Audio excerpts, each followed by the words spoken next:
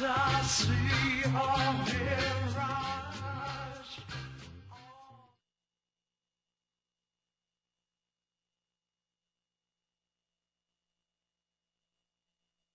The following is a presentation of TFNN.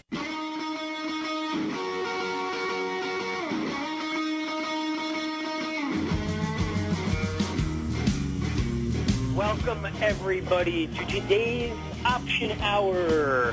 Today's Option Hour, well, Tuesday Option Hour. Of course, 1 p.m. Eastern Standard Time every Tuesday. Join me, Don Kaufman, for the Options Hour here on TFNN. With that, lots to talk about this particular show, but as you guys know, this is a call-in show, so give us a call. Fire away, 877-927-6648. And again, this is the Options Hour. That being said, you can call. We can talk about stocks, options, futures, really anything market-related. I'm not much of a market technician, but that being said, we'll talk a little bit about some of the internals of the market as we get started here. And really, I'm a little bit more of a tape reader, so I'll look at things like internals of the market, which is futures versus the volatility versus what bonds are doing and so forth and so on. This week, of course, coming out of a holiday week, could be some pretty light volume here. That being said, anytime you get one of these light volume weeks like we've got going on, of course, last week and this week, this is the time you got to kind of watch out for some radical moves that, of course, could happen.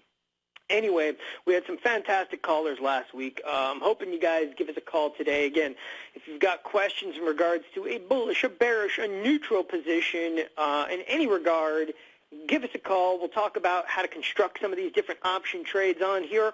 We can even talk about options in the future. We talked a little bit about that last week. Also last week, we've had callers everywhere from what is a call, what is a put, all the way to gamma scalping last week. So thank you guys for giving a call to us. Again, the number here is 877-927-6648. I'm going to jump in here and talk a little bit about some of the internals of the marketplace, and then kind of move forward from there.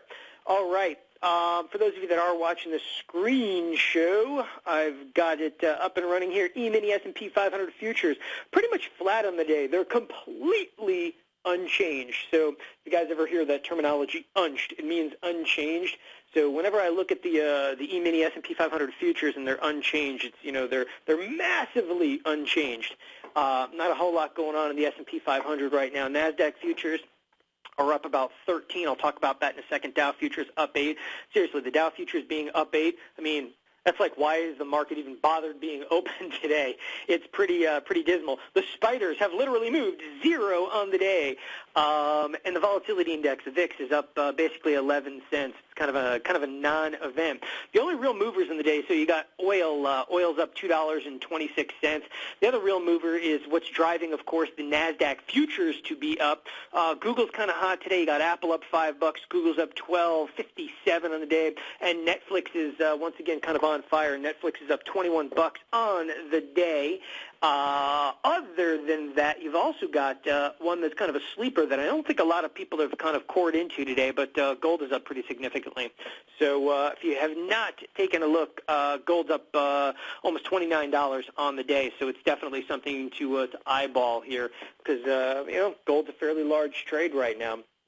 Anyway, with that, we are going to jump to a couple of callers. Just, ran through the market, which is kind of dismal and light volume. But again, as I'll say through this entire session, these light volume trades, okay, you can see rather drastic and radical moves in light volume situations. So always keep that in mind in these light volume holiday weeks, and nobody ever thinks anything is going to happen. You can see some decent-sized movement. With that, we're going to go and jump to our first caller here. First caller is Kevin from Jersey. He's got a question just in general about options. You there, Kevin? Yes, sir. Can you hear me, Don? Yeah, I can hear you fine. Okay. My question is, in the last month or better, on weekly options or any options, you've had a lot of talk on gamma scalping. Correct. Which I never heard till a month ago in my life. And in the past month, I've been, educating myself. My question is weekly options, gamma scalping. and reverse gamma scalping. What is your take on that with weeklies and how to position yourself? And if you use reverse gamma scalping, to keep your margin down, I guess you would have to put tails or wings, whatever they call, the limit, because it would cost you a lot of money to reverse gamma scalp, whether it's a spider. Yeah, absolutely. I know exactly where you're kind of going with this. So I'll kind of preface this with simply that for those that are listening right now and have no idea what gamma scalping is, for the most part, gamma scalping could be going out and like buying a straddle. Seriously, it could be buying like the at-the-money straddle, and Right. as the market moves up, you can either short stock against the long straddle, or you can actually shave chunks of the straddle off to produce, again, a neutral position. So as we rally, on a long straddle, if we are rallying, you're selling off a few contracts, your calls. As we sell off, you sell off a couple of contracts, puts. But true gamma scalping is literally trading stock against, that particular long straddle position. The problem, of course, with gamma scalping from a long side, meaning you're buying a straddle, is you've got time decay against you. So what a lot of people do now is they invert the position. They sell, for instance, the straddle and literally are shaving chunks of the position off, to become, again, neutral, and or they're buying and selling stock against, of course, that short straddle to become neutral. The one thing I'll kind of warn you away from is if you're naked short a straddle, and I pulled up like the spider chain right now, but if you're naked short a straddle, man, that could be a lot of risk. And I say that it sounds like anybody that gamma scalps gets like the risk, inherently involved in selling a naked strangle. You wouldn't even consider it if you didn't understand the risk. And the risk is basically you sell a naked short strangle and we crash, you are screwed. I mean, you're just going to get absolutely annihilated, P&L wise in that. With that, being said, so yeah, you can buy some tails, and they're dirt cheap in the weeklies. And, frankly, when you look at the weekly options, it is the best gamma. I mean, you're absolutely going to be rocking there with gamma, but you better hope, obviously, if you sell that strangle, that we don't move very much. And, today is a perfect example. Okay, so the ideal situation would be if you have a high VIX, you would reverse gamma scalping. If you have a low VIX, like 15, you would regular gamma scalp. You would go long, and you would use theta, and you would use theta and a vol crush to your advantage on reverse gamma scalping. True? So the answer is yes and no. The answer is, yeah, you're right. If you had a high VIX, it'd be better to, of course, sell the straddle. A low VIX, you'd be buying the straddle. The problem is when you start to look at weeklies, it doesn't really matter that much. With weeklies, the volatility effect is so nominal in like a weekly option. In fact, if you were to pull up in an information layout on ThinkorSwim, you go down and pull up what's called Vega. Vega is the sensitivity to changes in implied volatility on each unique option. And you'll see options in the weeklies right now have about 6 cents of Vega. That means in the S&P 500 and the spiders, that means if the volatility moves up or down 1 full point, the options are only affected by 6 cents. If you look out, so volatility doesn't matter in the weeklies, but the theta will throughout the week because it'll continue to contract as the week goes. You're going to lose. Absolutely, but you would use then the high VIX wouldn't really matter on reverse gamma scalping. On a high VIX, it doesn't matter. It wouldn't, but I can make a good argument for buying options in the weeklies because gamma is so explosive in these weekly options that literally you can buy this straddle, you get a decent move on a weekly, and you can kill it. Because what basically happens is you have this at-the-money option, sitting with a 50 delta. And if you take a look at the gamma right now, with 3 days to go to the expiration here, is, 21 of that at-the-money option, which is sky high. So all of a sudden, you get the 50 delta option, which becomes a 70 delta option instantaneously if it goes in the money. So I can seriously make a great argument for wanting to buy the straddle in the weeklies. And you guys know I'm not a big buyer of premium, but gamma scalping is a different animal. I mean, you're neutralizing a straddle against either stock or shaving it off, and you're actually wanting gamma to be in your favor. If I were going to sell premium, on a gamma scalp selling premium, the thing that actually looks better to me is to sell a little further out in time. Got a little bit more chance to hedge it. You've got a little bit more time decay, and it's a little easier to manage risk. If you go out and you sell 30 days, 30 days that you're saying? My biggest fear is, let's say you go out and you sell a straddle, and there's like 4 days to go to expiration when you sell the straddle. All of a sudden, we gap down. The futures open down 30. You're kind of finished before we even got started, meaning like there's no way to hedge that risk out over that overnight gap when there's 4 days to go.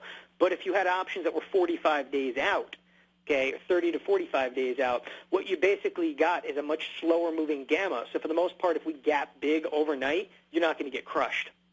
But if you had tails or iron butterfly, you would be able to absorb some of that. Absolutely, completely agree. Yeah, as long as you've got tails in it, and again with the weeklies though, you're kind of along for the ride a little bit in these weeklies from time to time. Right. If things get ugly, there's not much you can do against it. But if you're willing to ensue the risk on there, like I say, go for it. Try it out at least. Would you play reverse or regular gamma scalping on weeklies on the spider? You know what? No? So it would have to depend on the week, but I'd actually be considering going like a long straddle, which is regular long gamma scalping here in some of the weeklies. But I'd be a little bit more apprehensive about selling these options. Also, you've got a relatively low volatility, a lot of news up and coming. It's a tough one. It's a real tough one right now. I don't know if I'd be out there, selling straddle in the weeklies, and only because, I'm looking at the straddle right now. And, for instance, we're pretty much at 134. The 134 straddle is not even trading for $2. It's like $1.50. That's a hard sell. That's, I guess, what's making me, kind of a little anxious about wanting to sell a straddle. That's, basically $1.50.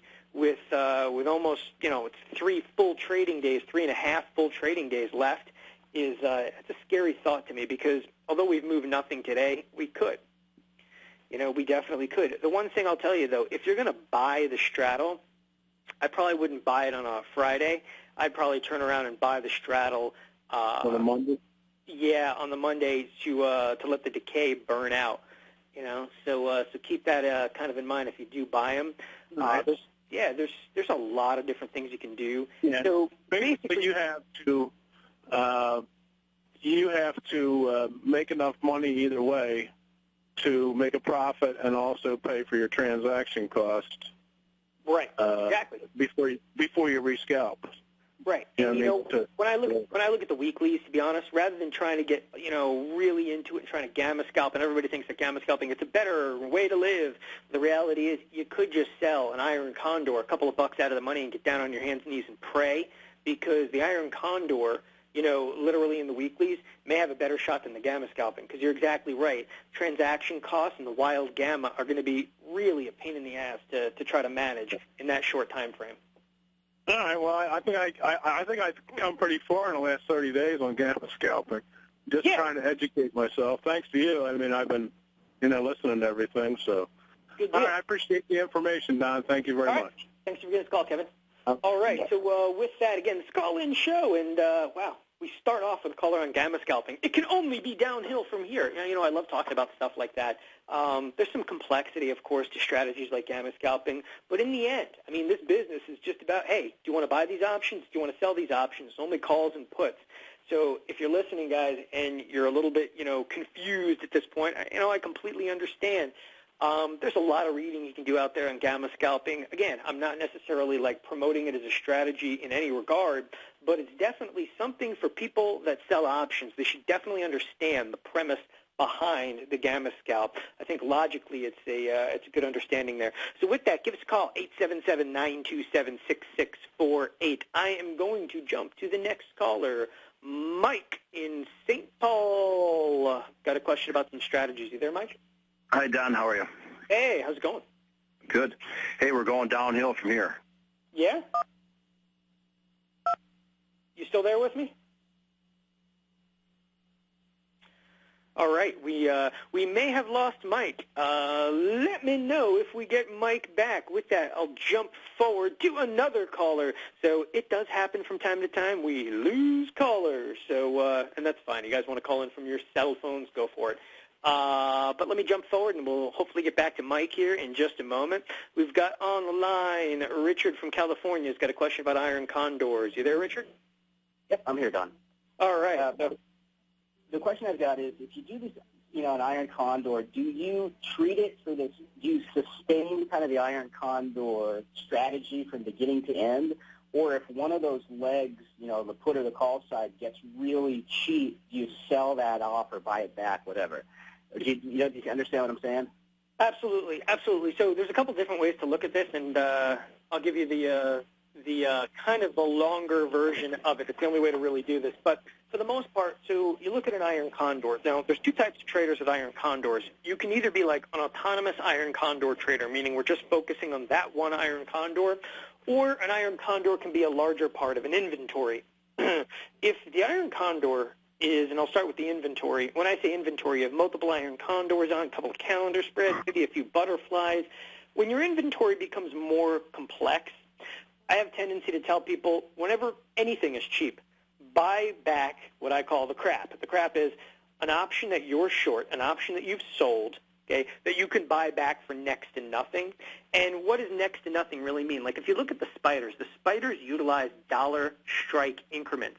If you can buy any option back for 10% or less than the strike increment utilized, then buy it back, meaning that so the spiders utilize dollar strike increments. If you can buy any option back for 10 cents or less, do it. But that also includes a spread. If, for instance, if you were short like the 127, 126 put spread, and you could buy that put spread back for 10 cents or less, and that's the full spread, then do it. I mean, you got to look at this business. You're out there and you're trying to squeeze out juice. Well, when options are worth, 10 cents or less, at that point you've got nothing on the table but risk and really not that much juice left to squeeze, so it makes sense to buy it back. Now, that being said, if you have just one autonomous iron condor on, and for the most part, your iron condor is doing great, you could try to burn it as long as possible, all right, without taking too much risk, then go for it. I mean, really, idealistically, the best time to close an iron and or its legs is about 4 to 10 calendar days prior to expiration. But if you've got legs of an iron condor that are $6, $7 out of the money in the spiders, and you think you can burn another 5 or 10 cents out of them, then, you can try to burn them as long as you're not going to be ensuing a lot of risk on that thing. Meaning that, like, hey, it's a Friday afternoon. If I can just hold this thing till Monday morning, I might squeeze an extra 5 or 10 cents of juice out of there. And you don't think we're going to move that much over the weekend, again, you're far out of the money, burn it, and try to hold on to that thing just a little bit longer to reap some of the benefits of the time decay. Gotcha. Okay, that's helpful. Can I ask you one more question? Yeah, fire away. Okay, what would you do? I've got a vertical call spread. I sold the 131 spiders, bought the 133 calls. Yep. So I'm sitting here, and this is July 15th expiration. Would you adjust that? How would you play that? All right. So you short the 131s, long the 133s. We are in the money. You're beyond the money. I'll tell you exactly how I look at it. When I basically look at a strategy like this, when I go out and I sell a call spread and I get short in this type of an example, what I'll do is I'll get short like the 131, 133 one day. If we continue to rally, I might be short the 32, 34, and I'd be short the 35, 37. So I have tendency to stagger the position on. Excuse me. I have tendency to stagger the position on a little bit over time. Now, that being said, you've just got it on. You've got 10 days left till expiration, and you've got to make a judgment call. There isn't any fix at this point that you can put on with 10 days to go to expiration that isn't going to ensue more risk. So, I mean, people look at this and they go, hey, well, you're short the 131, 133s. Why not now sell the 134, 136? If you do sell the 134, 136 in July, okay, you're basically, just going to add a little bit more risk into the trade. I mean, you're collecting another like 80 cents in here, but you're adding a little bit more risk. And, the thing is, are you comfortable, with that particular trade? Well, with 10 days left till expiration, you might just get run over. The market could rally a little more. Now you've turned a loser into a bigger loser. More often than not, what I say about a strategy like this is if you're a little hesitant, not really sure what to do, you can always chunk out of this position, meaning that you've got 10 days to go. You're in your kind of closing window. If you're really getting punchy, you can always close, 2, 3 contracts of it. But for instance, if you had 10 contracts on, you can close 2 or 3 contracts, sit tight, see what happens, okay, and kind of move forward from there. I mean, everybody at this time horizon always looks for that quick fix. But any time, ultimately, that you do anything to try to fix this trade, it's going to cost you more transaction costs, and it's going to add more risk. And that's kind of the biggest fear is people are more willing to add risk to losing trades than to press winning trades. That's the logic of the marketplace, which is completely backwards.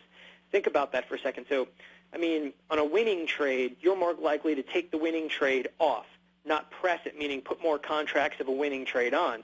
However, you're looking at a losing trade right now, and you're looking for a fix, which is only going to add risk to the losing trades. You're chasing, basically taking more good money and throwing it into a bad trade.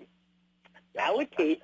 You got to be able to allocate according to the fact that, a trade like this, the way I'll tell you personally, the way I look at it, I allocate in very, minute amounts to very small trades, break them up, and put them all over the place. So if I were to look at the 131, 133, I kind of laugh about it when we're 10 days before expiration, and I'm just getting crushed on a trade. And the reason I laugh about it is I'm like, wow, there is no possible way that I can screw up worse than I have right now. So now you've only got upside. If the market sells off, you're like, woohoo. If the market, stays where it's at or whatever, you're just, it's not going to really hurt you at this point much more. You haven't really sustained max loss yet. You can buy the spread back for $1.55 right now. My guess is you sold it for what, 70, 80 cents? I don't know. I can't figure that out the way these screens are. It never puts the spread together for me. After just the 2 legs, you got to try and figure it out. Yeah, just pull it up. Pull it up. Actually, you can, if you're on ThinkorSwim, you can set it up to pull up the individual spreads. If you, yeah, but hey, Don. Yeah. On that's only, you've got some advanced version of ThinkorSwim. That's actually not available to the average guy out there. You can't do the view as spread. Sure you can. I'll show you how to do it. All right.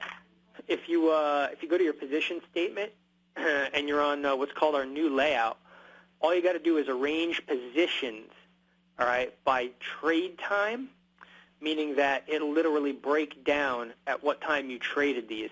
You can also break them down by order type. So arrange positions by order. You can arrange positions by trade. Yeah, but on my version, I chatted with the TOS help guys. My position statement does not have any arrange button on it.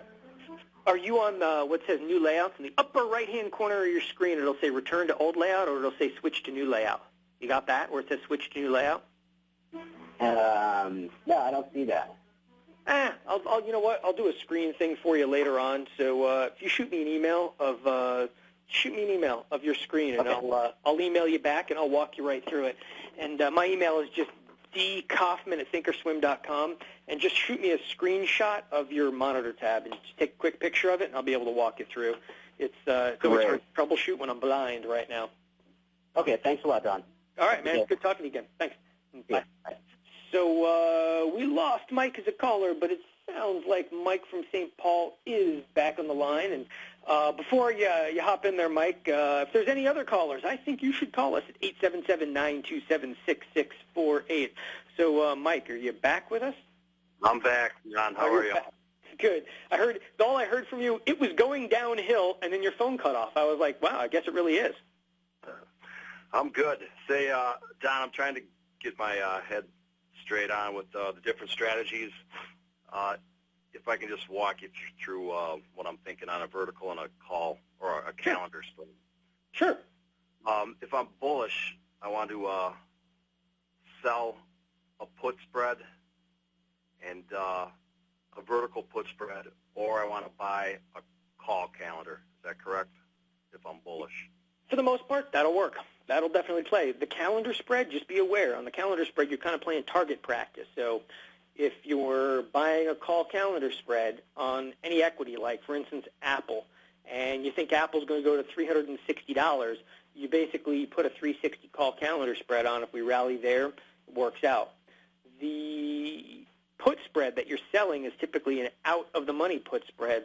From a probability perspective, the put spread has a higher probability of success than the calendar spread.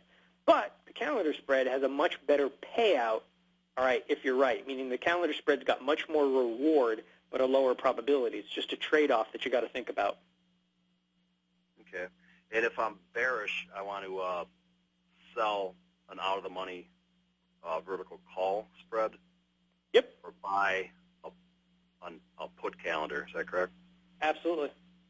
Okay. Absolutely. Then I got a question. Say I'm bearish on the euro, the FXE. How could you give me an idea on how to maybe set that up? Is there any volume in this? I haven't looked at this in a long time, so I'm actually going to pull it up really quick on my screen over here. Check out volume and open interest. Yeah, it's not bad. Markets are a little better in here than they have been in the past, so I'm going to look at the August options. So if we pull up FXE, and you are kind of bearish on this product, so again, honestly, like I track the euro-US dollar constantly, but this particular product, the FXE, which is obviously an ETF version of that, I haven't tracked too regularly. So I'm just taking a look at a couple things. So, surprisingly, volume has really picked up in here. I wouldn't say that the options are readily traded. They're not. There's not a huge amount of open interest in the options. But that being said, some small trades in here, you can definitely get them off, and the pricing's not horrific in here. For the most part, setting up a bearish trade in here could be as easy as going out and selling, for instance, the August 146 calls, buying the August, for instance, 148 calls. So setting up like a $2 wide vertical, selling the 146, buying, again, the 148. That's for like a 65-cent credit. Now, that spread's got a $1.35 of risk in it, 65-cent credit. It's not a spectacular credit in there, but that's one scenario that could work for you on selling that call spread to get bearish. Also depends on how bearish are you here. A couple of dollars bearish, or you're really bearish? Well, I'm pretty bearish. I actually, earlier in the year or a couple months ago, I wrote it. I just sold puts, and I did rather well. Or I bought puts, and I did rather well. I wrote it from like 148 all the way down to 141. Nice. Just buying some out-of-the-money puts, a couple months out. But so the other, anyway, yeah, sorry, go ahead. I think the euro's going to get slammed someday here. It's funny because I've heard traders argue this point like back and forth a million times. A lot of big traders are like, nah, the U.S. dollar is going to get slammed. The dollar is going to nothing. I don't buy it. I'm actually kind of in your camp on that one. I really look at the world and I'm like, okay, the dollar is going to get crushed based on what? I really believe we've spent in this country the last 30 years propping up our dollar so that ultimately, okay, people think that the dollar is going to collapse. Why? Because even if our bonds got degraded, or downgraded, I should say, in the U.S., the bottom line is our crap is still better than their crap. For the most part, people are still going to flee to the U.S. dollar when it comes down to it. And I don't understand why there's all this pessimism on the dollar. Yeah, they can keep printing all the capital they want out there. Ultimately, that does have an inflationary effect. But that's not necessarily saying that the dollar is getting, or is going to be massively devalued, especially encompassing the euro with that. And that's something I've thought about a lot because I trade some bonds from time to time, and obviously the bonds, the dollar have got a pretty heavy relationship out there.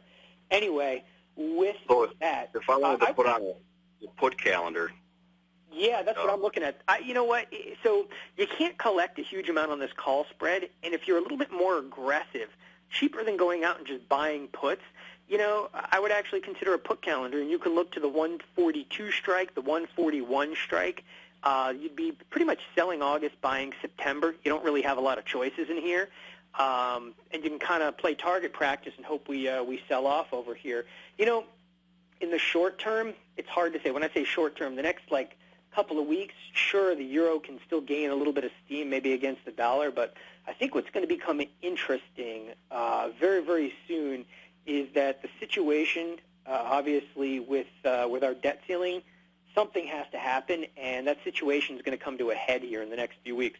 Something I was planning on talking about, on the show, kind of later in the show, that, sooner or later, literally Congress is playing chicken right now with the debt ceiling, and it can have a major effect on the dollar, the euro. But, the euro's got some issues, possibly even greater right now than the U.S. dollar.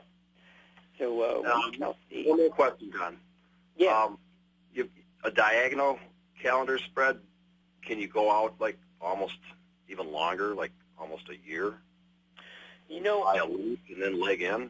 I'm not a huge advocate of leaps. Not a huge advocate at all of leaps. We're talking about any different strategy out there, but for the most part, a lot of people go out and they buy in-the-money leap, and then they sell at-the-money calls against it. It's just what you're basically doing is you're using the in-the-money leap as synthetic long stock. You're substituting stock for buying that in-the-money leap. Is that kind of what you're alluding to? Correct, yeah. So, I'd rather see you buy an in-the-money option that's maybe only, 150 days out at max. The problem you get into with leaps is, number one, the delta is really, really sluggish. So you have to go kind of deep in the money on those leaps. The delta is sluggish. Number two, there's a lot of volatility and interest rate risk sometimes in those leaps that people just don't think about. And you're like, interest rates is not a major risk right now because interest rates are basically sitting at zero. There's only upside from there. But volatility can be a major issue. Now, although volatility in the markets right now is extremely low, if you take a look at the spiders and you look at the leap options like a year out, so if I go out like to June, for instance, of 2012, the volatility in those leaps is sitting at 21.66%. So the vol is already jacked up in those leaps. And ultimately what will happen is this. Let's say that volatility in the markets absolutely exploded in the next 3 months.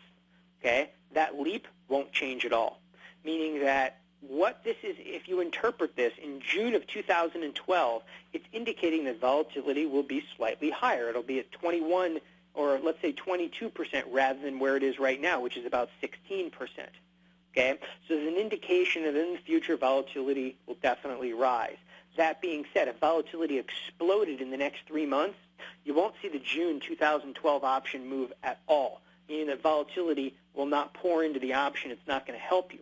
And the reason being is what will happen then is if volatility explodes in the near term, which is the next 3 months, literally the market will price in by June of 2012, the volatility will have contracted. And literally you can lose money in that leap, and pretty considerable amounts of money, because the leap itself makes you long volatility. And I'll give you an idea of how much money we're talking here. For every 1 point move in volatility, your option, that the at-the-money options right now are sitting with a 51 Vega. That's 50 cents of volatility for every 1 point move in the volatility. That's huge.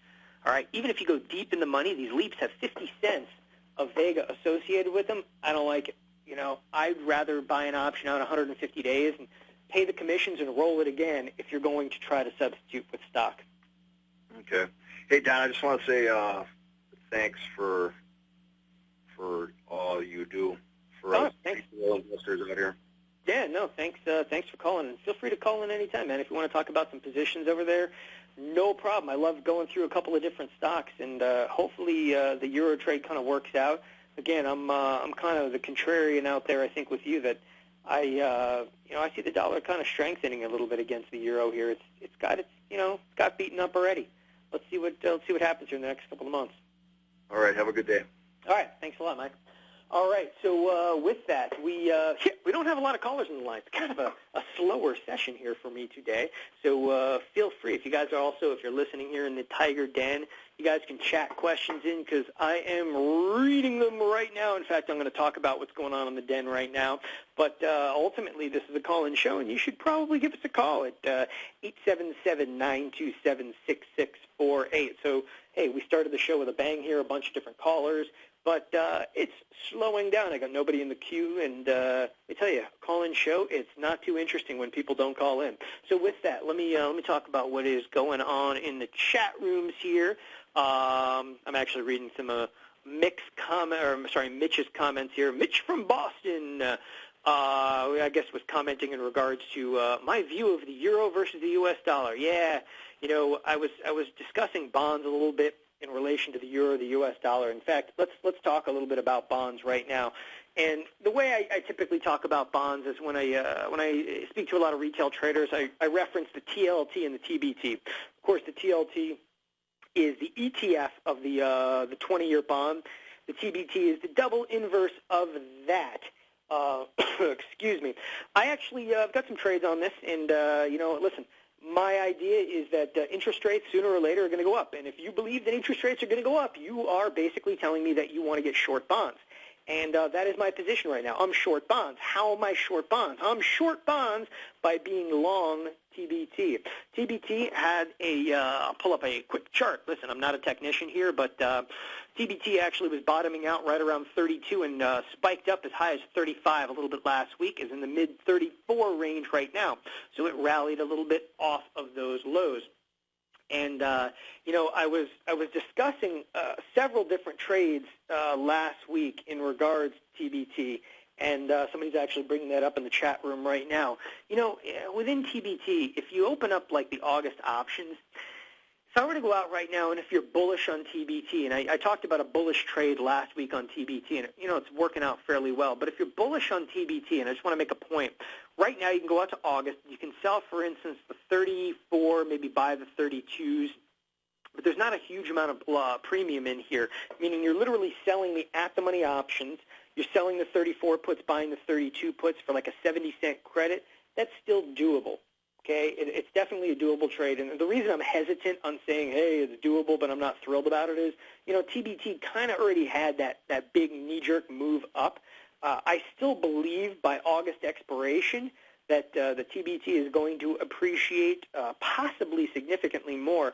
There's kind of an outside chance that TBT actually explodes to the upside. I'll say that again. There's an outside chance that TBT explodes to the upside, and the notion is that simply, again, our Congress right now is kind of playing chicken with the debt ceiling, and if they do not do something, and if there is a stalemate, which I don't really believe is ultimately going to happen, but they're going to take this thing down to the wire, and if they do take it down to the wire and there's not, a clear indication of the debt ceiling being raised, they could theoretically downgrade the U.S. Treasuries out there.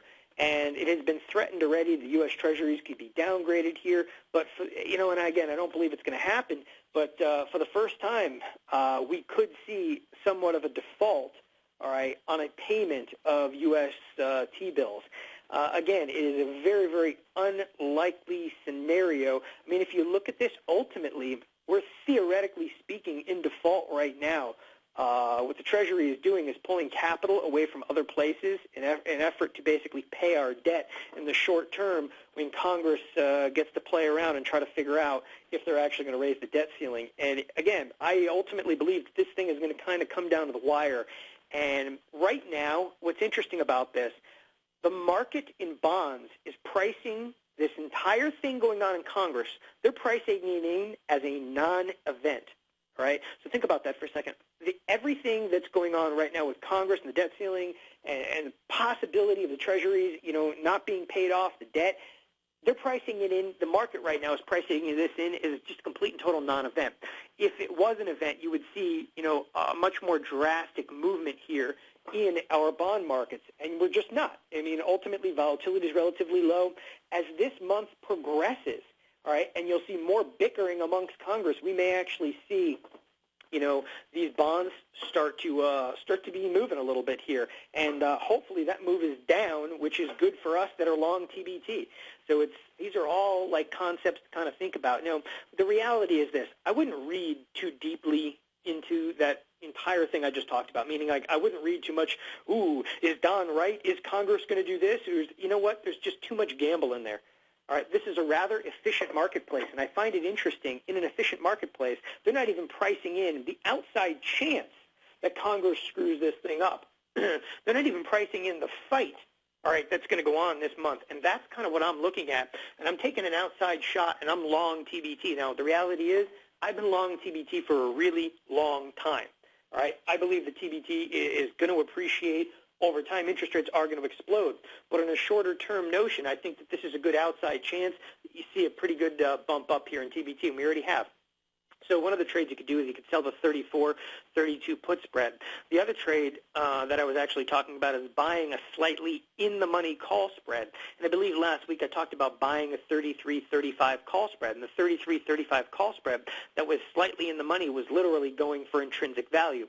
The 33-35 call spread was trading for basically $1. And I'll pull it up right now. We'll go buy vertical, buying the 33s, selling, for instance, the 35s. And this trade is still, it's about $1 right now. What's interesting about this trade, if you were to buy the 33-35 call spread, this is a $2 wide spread that ultimately, I know it's trading for $1.06 right now, but let's say that you were paying $1 for it. The trade risks $1 to be able to make $1, but if you look carefully, the 33 calls are already in the money, okay, by $1.44, and the trade right now is priced at $1.06. So you've already got intrinsic value in your favor. If you're willing to risk $1 to make $1, if you believe that by August expiration that this TBT is going to close at or above 35, this is going to be a nice profitable trade. Okay, you're going to make $1, you risk $1.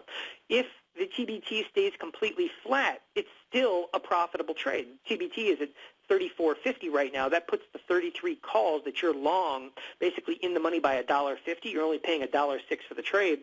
That's a profitable trade right there. So if we stay flat, you make a little bit of money. If we go up, you make some money. If we go down, the worst risk you can have in this trade is you can lose $1. So that's a little bit about buying an in-the-money spread. And again, this in-the-money spread really hasn't matured at all. It's still a very doable trade by any regard over here. So that's just, two kind of ideas that you could, of course, do in here. Another thing you could do is you could look at a type of calendar spread. You could go to like a 36-call calendar here. And I'm not typically an advocate of call calendars, but here we're in an index product, but it's an ETF of the bonds. If this TBT rallies up, this 36 calendar spread here, and this is a dirt cheap trade, you're selling the August 36, buying the September 36 calls for a whopping 38-cent debit here. This trade could mature quite nicely. Okay, so always kind of keep that in mind. It's a very doable trade. So hey, keep those particular trades in mind. All right, so doesn't look like a lot of people are calling in right now. We've still got plenty of time if you guys want to call in. Give us a call, 877-927-6648. Again, is there anybody out there working this week? All right, the people that are working, you're like, some of you are a little hungover. Hopefully you guys all have your hands and toes left after blowing off a couple of fireworks. I was talking to some friends this morning that work in our Chicago offices, and of course they were talking about some of the fireworks that they blew off over the weekend. And I was cracking up because somebody thought it was a great idea to, of course, legalize fireworks, and I live out of Arizona. And so in Arizona, with outside Phoenix city limits, you're allowed to blow off fireworks. That was an ingenious idea because there were fires literally everywhere last night. So anyway, I'm sure that was, a little bit more of a tax play than anything here. By the way, they legalized fireworks here in Arizona, but you can't have any of the good fireworks, nothing that actually, pops up in the air, no bottle rockets and stuff. So we have to import those from Mexico. All right, with that, let me answer a couple of things that are going on here in the Tiger Den. And again, feel free to chat in within the Tiger Den because there's all kinds of good stuff to talk about. One thing I saw somebody mentioning with SLV within the Tiger Den, mentioning they were long SLV. I was not long SLV. In fact, the trade I've been talking about now the last couple of weeks is that I've had an iron condor on SLV in the month of July. And the iron condor, when we started the iron condor several weeks ago, literally the SLV was at 35, and it's pretty much at 35 right now. So for those of you that are in this particular iron condor, you may want to look to consider to closing that right now. Sorry, I've got all kinds of screens popping up over here, but you may want to actually consider closing the iron condor in SLV. We're still 10 days before expiration, but as you look out of the money, the 30 puts that we were short are trading for 4 to 5 cents, and these 39 calls that we were short are literally also 4 to 5 cents. If you can buy these options back right now, go for it. I mean, this has been a really successful iron condor. I'm not too sure if I'm going to lay this on again in the month of August. I honestly haven't put it on again in August. As I look at it right now, the truth of the matter is I have not closed my position yet in the SLV for the month of July. As I look at the option chain right now, I will be closing it because I don't leave on short options that are trading for like 5 cents or less. It just doesn't make sense to me, so I will definitely be able to close this position out. For those of you that trade on ThinkorSwim, we do something kind of neat. In this trade, you're short, for instance, this particular iron condor. I'll pull it up right here. We'll go sell iron condor, and for those of you watching the kind of the screen show, I'm short the 39 calls. I'm long the 41s. I'm also short the 30 puts, long the 28 puts. And the entire iron condor right now can be bought back for basically, 5 cents or so. This iron condor could be bought back for 5 to 7 cents. The fact of the matter is, rather than try to get out of the entire iron condor as a package, you may want to consider buying back the 39s and buying back the 30 puts individually. And the reason is this. Any time on ThinkorSwim that you can buy back a short option for 5 cents or less, we don't charge you commissions on it. And that's across the board. So if you've got a short option on that basically is trading for 5 cents or less, you can actually buy it back free of commission. So you can buy back, the 30s for 5 cents, and you can sell the 28s for 2 cents, okay? But it saved you commissions on the 30s. You can buy back the 39 calls for, 4 or 5 cents, and then you can just sell out of the 41s if it pays for commissions, if it's worth selling the 41s. I know they're trading for a penny right now, so that might not even be worth selling. So just keep that in mind, that I'm trying to be commission conscientious as possible whenever I talk here on TFNN, or really, in any regard there. So, all right, I'm just kind of reading through some of the chat rooms over here. Anyway, this particular iron condor, again, kind of buying it back for July it is time right now, taking a look at these short options. If you're interested in putting this trade on, again, there's not nearly as much premium to put this trade on in the month of August. When we initiated this iron condor a couple of weeks ago, the volatility here was not at 38%, and that's where it is right now. In fact, so on ThinkorSwim, I'm going to go over to what's called Think Back, and I'm going to back up a couple of weeks in time. So just a few weeks in time, if we go back to, for instance, the beginning of June, it was a long time away. All right, I'll go back to, for instance, June 7th. All right, and Think Back is just an end-of-day backtesting system that I can pull up real quick on here. You go back to June 7th, and the volatility was still sitting at 50%. And you can take a look at the the June options, the July options. You can see there's a lot more premium in these particular options. So ultimately, it made the iron condor that much more viable to sell. In fact, if you looked back to June 7th, and I'm just doing this off the top of my head, but I believe this is the day that I mentioned the iron condor in here. On June 7th, selling those 39s, buying the 41s. I mean, the 39s alone were going for basically $1. It was a little bit more of a viable trade. The August iron isn't looking that good in here, so we might hold off on that particular one. Another thing I want to talk about here as we go along, some trades that I've kind of been talking about throughout the last couple of weeks. Starbucks. So if you guys have listened the last 2 weeks, I've talked a little bit about Starbucks. What about Starbucks? It's up 78 cents today. Ooh, I like it even more now. And by the way, when I say I like to get short. I'm a contrarian. And I'll tell you what, you couldn't even climb up this chart. It's just crazy, this rally that we've seen in Starbucks. And they've got earnings coming out towards the end of the month. And I've said time and time again, I don't want to look. I seriously, I don't want to look too deeply into Starbucks, but, it's pretty much been done. There's a Starbucks on every single corner. There's now a Starbucks in the bathroom of a Starbucks. It's a done deal here. I don't see this stock being a $41 stock for very long. I like getting short this. Now, I'm not getting short the underlying stock. When I say I'm getting short, I'm selling out of the money premium. I'm already in a couple of short positions, and I will add to these short positions. So I have a tendency to build positions over time. And today, if I were building a position, you want to get kind of aggressive in here. You could sell, for instance, the 41s, buy the 43s for 82 cents. That's a short call spread. That's selling the 41 calls, buying the 43 calls in the month of August for an 82-cent credit. You could also look at buying a slightly in-the-money vertical, and we've talked about these several times in here. Turn around and buy a vertical. Let's look at the playing around with this as we go over here. So this particular vertical looks also kind of interesting, and this is buying the August 41 puts, selling the August 39 puts. What's interesting is this is a $2, a 2-point wide vertical for a 77-cent debit, but the vertical itself is already in the money by $1. So this particular trade, it risks 77 cents to be able to make, upwards of about $1.23 in the trade. It's a nice risk-reward ratio. The probability is not necessarily as high, but any real sell-off within Starbucks here in the next 45 days, you can actually have a nice profitable trade. There's just two ideas here. And, whenever I give you guys ideas like this, typically when I trade, I do a combination of these things. The one thing I don't do, I don't just go out and buy a put. If you're going to buy a put, look at the probability of expiring on that. It's not good. You just go out and you buy these puts. The probability of this, for instance, getting to 39 is 34%. For you to actually, get to 39 is 34%. For you to make some money, you need this all the way down to like 37. That's like a 20% chance of getting there. You buy the 41-39 spread, okay, your maximum profit potential is reached at 39. So keep that in mind. There's a higher probability associated with a lot of the trades that I have tendency to talk about here on this particular show.